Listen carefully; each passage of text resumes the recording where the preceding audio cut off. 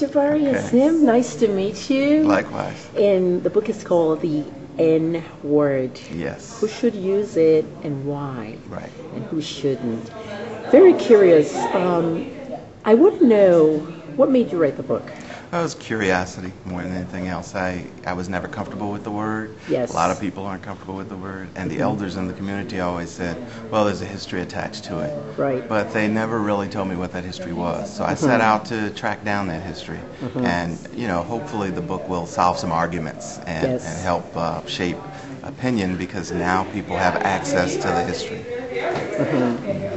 I bought a copy of the book. I want to try to read it tonight and finish it tonight. I'm very good at speeding up in books. I'm very, very curious. I heard you on the John Oakley show. Okay. And you said something about black people should definitely not use the word. Yeah. Why did you say that? Well, the word cannot be separated from the history of racism, Right. in which it plays such a central role. Right. So I think that if African Americans are searching for ways to express affection among one another, there are far better words to use. Yes. Now my question, what do you think about the rappers and the hip-hop artists that use the word freely in the songs? Do you think it's a form of art, or do you think they've just been ignorant? Well, I think there are some hip-hop artists who use the word very astutely and use language very astutely. There are others who use it very gratuitously, purely for shock value, Right. In various ignorant fashion. I try to be careful not to say that all hip-hop artists are using language in that way, because there aren't. There are some that do it very well, and they tend they tend to be overshadowed by the ones who don't. There are some artists that don't even curse at all in the songs. Right. Will Smith is one of them. I Right. don't know how he does it, but Right. for example, there is an artist called Eminem. He's white. Yes. And of course, let's say 50 Cent, who's black. Now, if Eminem were to use the word nigger in a song, some black people may not find that funny. Right. Because they feel that he's kind of like gone there. He shouldn't use the word. Do you Right. think that's acceptable? Well, I don't subscribe to the notion that this is a word that it's okay for African Americans to use, and it's not okay for white people to use. We don't own the word. We shouldn't want to own the word. We Right. shouldn't want to possess it. I mean, that's my position. Okay, the Don Imus case. Yes. What do you have to say about that? Well, you can actually draw a straight line from the white supremacist language of the 18th century and the 19th century, which denigrated African American women in particular, Right. particularly in sexual terms. Thomas Jefferson started that.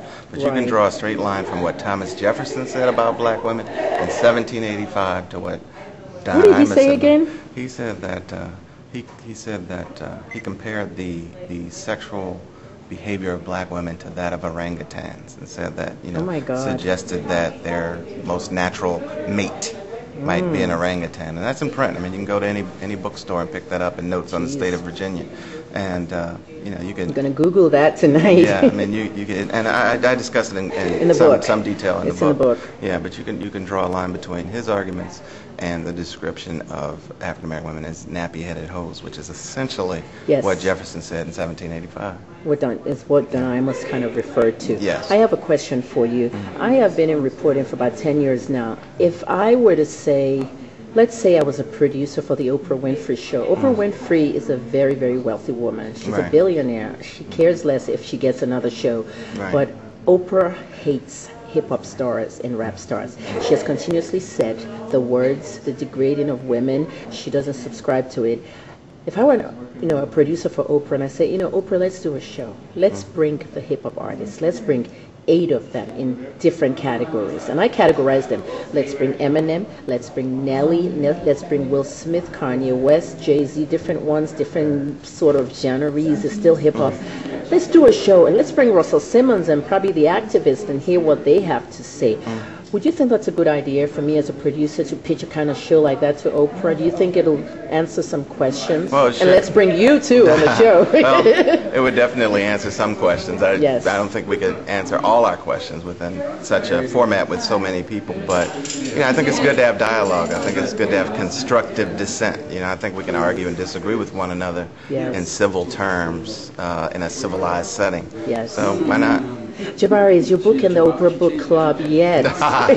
Not so far. I'm waiting for that call. Oh, God. What's the publicist doing? Get it on there. You know what? I'm going to email Oprah.com, and I'm going to talk about this book. I'm going to promote this book. It's already on my blog, and you know what? I just love what you do. Thanks so much for the interview. Communications.com is the blog, and I can't wait to see what you have to say tonight. Thank you. Thank you.